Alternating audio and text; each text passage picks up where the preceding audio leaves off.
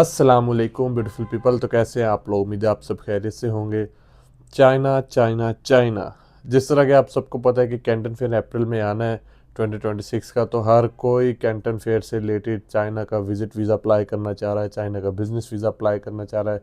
China की business वीज़े की different categories हैं, उसके बारे में पूछ रहे हैं, उसके बारे में मालूमात ले रहे हैं कि कौन से डॉक्यूमेंट्स कहाँ कहाँ रिक्वायर्ड हैं। तो मैंने सोचा कि एक और वीडियो बना दूं चाइना से रिलेटेड। मेरी पहले भी वीडियो है जिस तरह की है, जिसमें मैंने आपको बताया कि चाइना में कैंटन फेयर जो इनविटेशन लेटर है वो कैसे अप्लाई करना है, बैच कैसे अप्लाई करना है। तो सबसे पहले तो मैं आप सबको एक बेसिक सी चीज़ बताता चलूँ कि चाइना का विज़िट वीज़ा नहीं होता पाकिस्तानियों के लिए। लोग अक्सर परेशान होते हैं कि चाइना के पाकिस्तान के साथ टर्म्स बहुत अच्छे हैं, तो स्टिल कुछ रीज़न्स रही होंगी जिसकी वजह से विज़िट वीज़ा नहीं है। तो पाकिस्तान के लिए चाइना का विज़िट वीज़ा नहीं है, बिज़नेस वीज़ा है। बिज़नेस वीज़ा की डिफरेंट कैटेगरीज़ हैं, डिफरेंट टाइप्स है।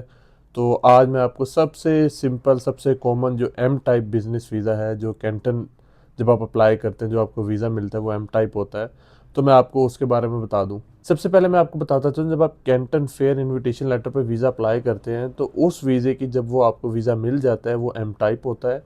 उसकी 3 मंथ वैलिडिटी होती है और 30 डेज़ का स्टे होता है। अब वो वीज़ा कैसे अप्लाई करना है, क्या क्या डॉक्यूमेंट्स चाहिए, वो सब मैं आपको बताता हूँ आगे। सबसे पहले आपको अपनी बैंक स्टेटमेंट चाहिए लास्ट 6 मंथ्स की, जो मेंटेन्ड हो और जिसमें क्लोजिंग बैलेंस जो है मिनिमम 1.2 से 1.5 मिलियन के राउंड अबाउट हो। मैक्सिमम हो जाए वो बहुत अच्छी बात है। मिनिमम 1.2 मैक्सिमम 1.2 मिलियन के आसपास हो, यानी कि 12 से 13 लाख के आसपास मिनिमम। उसके बाद आपको अपनी टैक्स रिटर्न चाहिए, आपको अपने लास्ट 2 इयर्स की टैक्स रिटर्न चाहिए, आपको अपने एनटीएन की डिटेल्स चाहिए, आपको अपने चैम्बर ऑफ कॉमर्स का जो एक सर्टिफिकेट होता है वो चाहिए। मस्ट नहीं है, वो एक सपोर्टिव डॉक्यूमेंट में काम आता है, मस्ट नहीं है वो। उसके बाद आपने अपना पुलिस करेक्टर सर्टिफिकेट और अपनी लास्ट 6 मंथ्स की बैंक स्टेटमेंट, ये अपोस्टाइल करवानी है। अपोस्टाइल, मोफा से अटैच नहीं करवानी, अपोस्टाइल करवानी है। अपोस्टाइल करवाने के लिए आप अपनी दोनों चीज़ें किसी भी एजेंट के थ्रू आप मुझे कहेंगे, मैं आपको डिटेल दे दूंगा, मैं आपको बता दूंगा किस तरह होता है। वो आप इस्लामाबाद इनकी एम्बेसी में भेजेंगे, वो अपनी सारी वेरिफिकेशंस करके आपको 20 से 25 दिन में वो आपको वापस कर देंगे। ये अर्जेंट भी होता है, अर्जेंट में थोड़ी फ़ीस ज़्यादा होती है। तो नॉर्मल की उसकी फ़ीस समवेयर अराउंड 10 से 12 हज़ार होती है, अर्जेंट वो 35-30 इस तरह की उसकी फ़ीस होती है पोस्टाइल करवाने की। तो जिस मेरे भाई ने भी चाइना का वीज़ा अप्लाई करना है तो वो अपोस्टाइल वाला काम पहले कर ले, क्योंकि अपोस्टाइल वाला काम अक्सर लेट हो जाता है। बाकी डॉक्यूमेंट्स रेडी होते हैं लेकिन आपके डॉक्यूमेंट्स बाकी, ये अपना कैरेक्टर सर्टिफिकेट और बैंक स्टेटमेंट अपोस्टाइल होके नहीं आता, तो उस वजह से डिले हो जाता है, बहुत से लोगों का रह जाता है, वो फिर अप्लाई नहीं कर पाते, टाइम ओवर हो जाता है। तो इसलिए ये दो चीज़ें पहले कर लें जिन्होंने चाइना का वीज़ा अप्लाई करना है। ये करने के बाद आप अपने सारे डॉक्यूमेंट्स उठाएंगे, आप अपनी होटल बुकिंग्स और अपनी एयर टिकट सारा कुछ दिखाएंगे, इकट्ठा करेंगे, डॉक्यूमेंट्स कलेक्ट करेंगे। आप अपने सारे डॉक्यूमेंट्स, अपनी होटल बुकिंग, अपनी एयर टिकट बुकिंग, आपने जो आपके पोस्टाइल होकर डॉक्यूमेंट्स आ गए हैं, आपका एनटीएन, आपके लास्ट 2 ईयर के टैक्स रिटर्न, ये आप अपने डॉक्यूमेंट्स पीडीएफ में अपलोड करेंगे और जेरिस की जो वेबसाइट है, चाइना से रिलेटेड एक पोर्टल होता है, वहाँ पे आप अपलोड कर देंगे। अपलोड होने के बाद 3 से 4 से 5 दिन में वो आपको मेल करेंगे अप्रूवल की।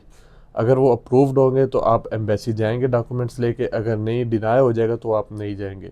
जिनके अप्रूव हो जाएंगे वो एम्बेसी जाएंगे, वहाँ पे अपने डॉक्यूमेंट सबमिट करवाएंगे। उसकी फ़ीस गालबन 13,500 से लेकर 14,000 के बीच में होगी।